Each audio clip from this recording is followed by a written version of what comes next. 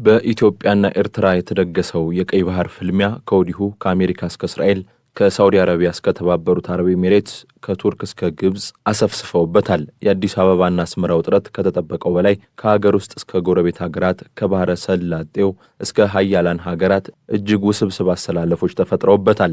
አብይና ኢሳያስ ከዛሬ ነገ ጀመሩት ተብሎ የሚጠበቀው ፍልሚያ ከሁለቱ ሀገራት አልፎ አፍሪካን የሚያተራምስ አደገኛ አዝማሚያ መያዙን ከወደ እንግሊዝ ተሰምቷል። የተፈራው ውጥረት 11ኛ ሰዓት ላይ ደርሶ ኤርትራንና ግብጽን ከጀርባው ባሰለፈው ህወሓት ለኳሽነት ሊጀመር እየተሟሟቀ ነው። ወዲህ ደግሞ በእንቅርት ላይ ጆሮ ደግፍ እንዲሉ አሜሪካ በሆርሙዝ ሰርጥ ላይ በኢራን የተያዘባትን የበላይነት ቀይ ባህር ላይ ለማጣፋት ከኤርትራ ጋር ግንኙነቷን ለማደስ ወስናለች። ትራምፕ በመካከለኛው ምስራቅ ወደ መክሸፍ ያመራባቸውን ሀያልነት በቀይ ባህር ኤርትራን እጅና እግሯን ጠርንፎ የያዛትን ማዕቀብ ለማንሳት ዳርዳር እያሉ ነው። ከቅርብ እስከ ሩቅ ሀገራት ያሰፈሰፉበት የአፍሪካ ቀንድ ውጥረት አሰላለፍ እንደምን ያለ ነው የሚለውን በተመጠኑ ደቂቃዎች እናስደምጣችኋለን። ዝግጅቱን እስከ መጨረሻው እንድታደምጡ ስንጋብዛችሁ በቆይታችን እንደምታተርፉ እርግጠኛ በመሆን ነው።